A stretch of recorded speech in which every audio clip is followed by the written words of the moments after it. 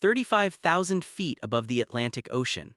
A private jet carrying one of the world's greatest voices was falling silent, and the only person who could save her was a flight attendant who had never met a celebrity before. What happened in that cabin over the next 47 minutes would haunt Jennifer Martinez for the rest of her life. Because 4 months later, the woman she saved would be found dead in a Beverly Hills hotel bathtub, and Jennifer would spend years wondering if she could have done more. This isn't just another Whitney Houston story. This is about the night America's sweetheart looked into a stranger's eyes and said 7 words that revealed the unbearable weight of being a legend. If you want to understand the real cost of fame and the loneliness that comes with being worshipped by millions, hit that subscribe button right now, because this story will break your heart and remind you that behind every icon is a human being fighting battles we never see. Jennifer Martinez had been working as a flight attendant for Elite Air Charter for 6 years when she got the assignment that would change her life forever. It was a routine notification on a Tuesday afternoon in early March 2011. High-profile client, Los Angeles to London, standard luxury service requirements. Jennifer had worked dozens of celebrity flights before: actors, athletes, musicians. She prided herself on maintaining professional discretion and treating everyone with the same level of service regardless of their fame. But when she saw the passenger manifest for this particular flight, her heart skipped. Whitney Houston. The name alone carried weight that couldn't be measured in album sales or Grammy Awards. It carried the weight of a generation's soundtrack, of cultural moments, of a voice that had defined what it meant to be powerful and vulnerable at the same time. Jennifer had grown up listening to Whitney's music. Her mother had played the Bodyguard soundtrack constantly throughout Jennifer's childhood, and I Will Always Love You had been the song at her parents' wedding anniversary party every year. Whitney's voice had been the soundtrack to Jennifer's most important life moments: her first heartbreak, her high school graduation, her father's funeral. But Jennifer also knew something else that made her stomach turn when she saw that manifest. She knew Whitney had been struggling. The tabloids had been relentless for years, documenting every stumble, every canceled show, every public appearance where Whitney looked fragile and lost. Jennifer had seen the Diane Sawyer interview where Whitney had defended herself with that now infamous line, "Crack is cheap," and she had felt heartbroken watching someone so talented being reduced to gossip column fodder. She had watched Michael Jackson's memorial service where Whitney sang, looking frail and uncertain, her voice wavering in ways that would have been unthinkable years earlier. The flight was scheduled to depart LAX at 9 p.m., arriving in London early the following morning. Jennifer arrived at the private terminal 3 hours early as protocol required for high-profile clients. The jet was a Gulfstream G550, one of the most luxurious aircraft in Elite's fleet, configured for maximum privacy with a bedroom suite, full bathroom, and spacious main cabin. Jennifer and her coworker Marcus Thompson prepared the cabin meticulously. Fresh orchids in the cabin, Whitney's preferred brands of water and tea, soft lighting that could be adjusted for comfort. Everything needed to be perfect. But as departure time approached and Whitney hadn't arrived, Jennifer began to feel uneasy. High-profile clients were often late, but there was something about this particular delay that felt different. A feeling she couldn't shake that something was wrong before anything had even begun. When Whitney finally arrived at 10:45 p.m., nearly 2 hours late, Jennifer understood why she had felt that premonition of concern. Whitney Houston walked onto that plane looking nothing like the goddess Jennifer remembered from award shows and album covers. She was thin, almost fragile, wearing oversized sunglasses despite the darkness, and moving with a careful deliberation that suggested she was holding herself together through sheer force of will. Her clothes, though expensive, hung loose on her frame. Her hands trembled slightly as she gripped her purse. Whitney was accompanied by 2 people: a male assistant who seemed more interested in his phone than his employer, and a woman who introduced herself as Whitney's stylist but whose constant nervous hovering suggested she was playing the role of babysitter more than fashion consultant. Jennifer greeted Whitney with warm professionalism, showing her to the main cabin seating area and explaining the flight plan and available services. Whitney's response was barely audible. "Thank you," she whispered, removing her sunglasses to reveal eyes that looked simultaneously exhausted and haunted. Jennifer had seen that look before in other clients. It was the look of someone running from something, whether external demons or internal ones. The flight took off at 11 p.m., and for the first hour everything seemed routine. Whitney sat in the main cabin, occasionally sipping water, mostly staring out the window at the darkness. Her assistant had immediately gone to the bedroom suite to sleep, and the stylist had positioned herself in a seat across the aisle, pretending to read a magazine but clearly keeping watch. Jennifer maintained her professional distance, checking in periodically but respecting Whitney's obvious desire for solitude. But something was building in that cabin, a tension that Jennifer could feel even if she couldn't name it. It was 1:37 a.m. when Jennifer heard the sound that would change everything. A crash from the bathroom, followed by an ominous silence. Jennifer was in the galley preparing a light breakfast for the arrival service when she heard it. The sound of something heavy hitting the bathroom floor and then nothing. Marcus, who was in the cockpit doing routine checks with the pilots, wasn't immediately available. The stylist had fallen asleep in her seat, exhausted from whatever drama had preceded this flight. Jennifer was alone when she approached the bathroom door and knocked gently. "Miss Houston, are you all right?" No response. Jennifer knocked again, louder this time, her training kicking in as her heart rate accelerated. "Miss Houston, I need to know you're okay. Please respond." Still nothing. Jennifer's training was clear. In a medical emergency, privacy took a backseat to safety. She used her master key to unlock the bathroom door, and what she found inside would be seared into her memory forever. Whitney Houston was collapsed on the bathroom floor, her body wedged between the toilet and the small sink. Her eyes were half open but unfocused. Her breathing shallow and irregular. A prescription pill bottle had fallen from her hand and scattered across the floor, small white tablets mixing with spilled water from an overturned cup. Jennifer's medical training, mandatory for all flight attendants, activated immediately. She checked Whitney's pulse. Weak but present, she checked her breathing, shallow and labored. She needed to act fast, but she also needed help. Jennifer pressed the call button for Marcus, then knelt beside Whitney, gently lifting her head into a better position to keep her airway clear. "Whitney," she said firmly, trying to penetrate whatever fog had consumed the singer's consciousness. "Whitney, can you hear me? I'm Jennifer, you're on a plane, you're safe, I'm going to help you." Whitney's eyes flickered, a small sign of awareness, but she didn't speak. Jennifer could smell alcohol mixed with the chemical scent of whatever medication Whitney had taken. This wasn't just exhaustion. This was a medical emergency that could turn fatal at 35,000 feet with hours remaining before landing. Marcus arrived within seconds, took one look at the situation, and immediately understood the severity. He contacted the cockpit while Jennifer continued her assessment. Whitney's skin was cold and clammy. Her pupils were dilated and unresponsive to light. Every indicator suggested a dangerous combination of substances that were shutting down her system. The captain's voice came through Marcus's radio. "How bad is it?" Jennifer didn't hesitate. "We need to consider an emergency landing. She's in respiratory distress." But even as she said it, Jennifer knew the complications. They were over the middle of the Atlantic Ocean. The nearest airport capable of handling an emergency landing was still 3 hours away. An emergency descent would be risky and might not be faster than continuing to London, where better medical facilities awaited. The captain made the call. "Continue to London, but prepare for priority landing and emergency medical services on arrival. In the meantime, do everything possible to stabilize her." Jennifer and Marcus worked together with practiced efficiency.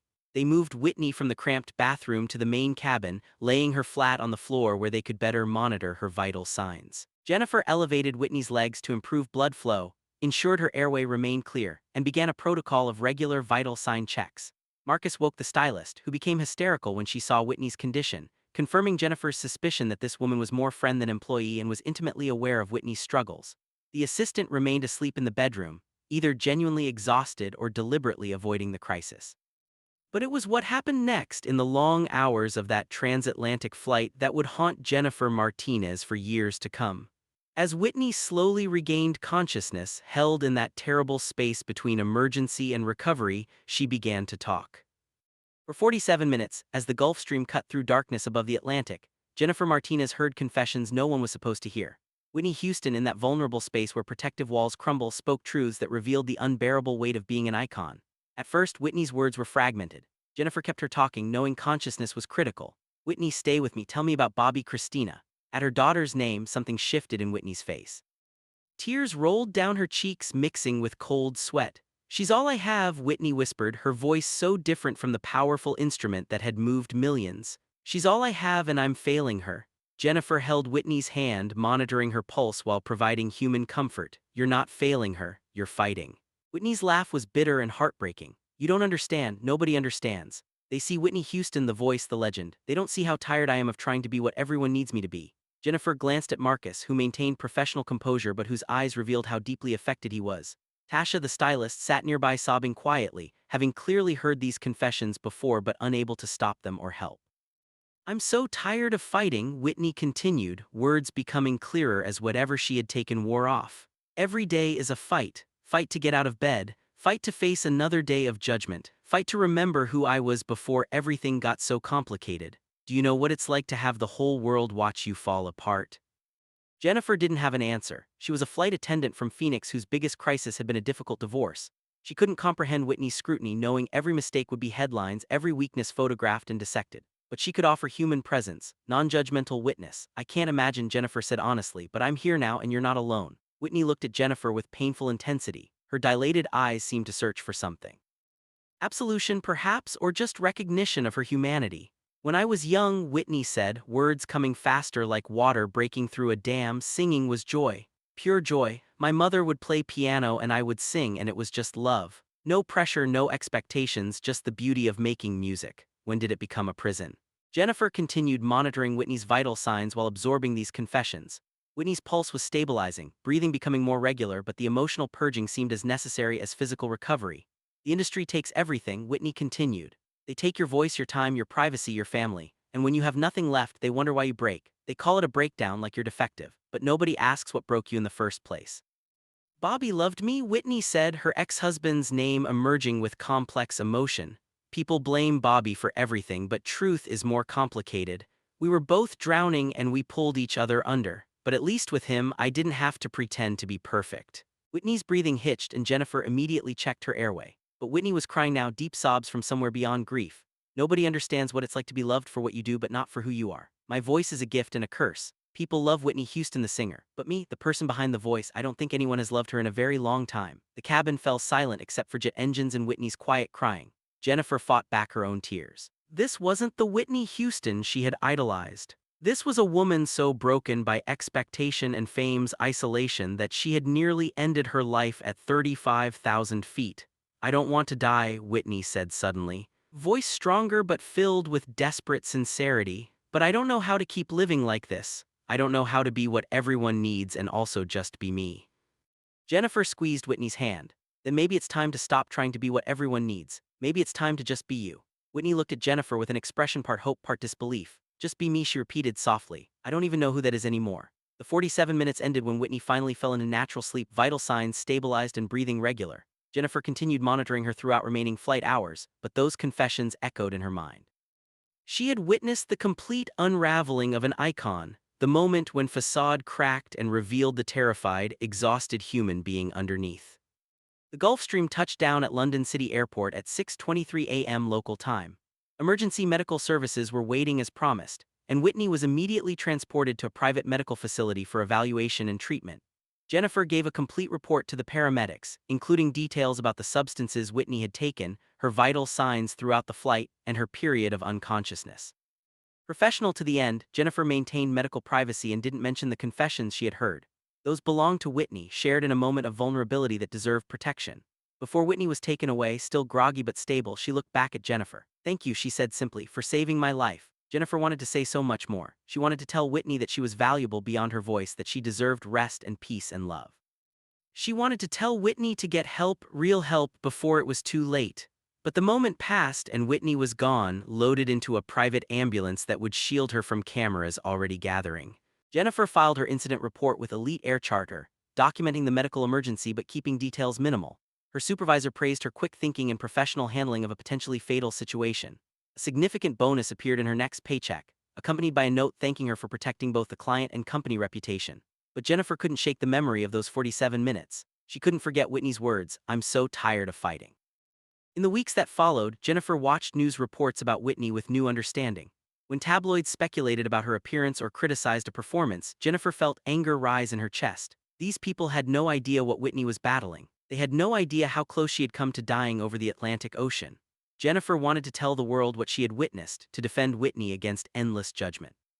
But she was bound by professional ethics and by the knowledge that Whitney had trusted her in a moment of complete vulnerability. 2 months after the flight, Jennifer received a package at her home. Inside was a handwritten note on expensive stationery and a first-edition vinyl copy of Whitney's debut album. The note read, "To Jennifer, thank you for seeing me as human. Thank you for not judging. Thank you for saving my life when I wasn't sure I wanted it saved. I'm trying to be better, trying to find myself again. Your kindness gave me hope. With gratitude, Whitney." Jennifer cried reading that note. She hoped with everything in her that Whitney was truly getting help, truly finding a way to heal. She imagined a future where Whitney would emerge from this darkness stronger and more herself, able to sing again not from obligation but from joy. But that future would never come. February 11, 2012. Jennifer was between flights sitting in a hotel room in Dubai when she saw the breaking news alert on her phone.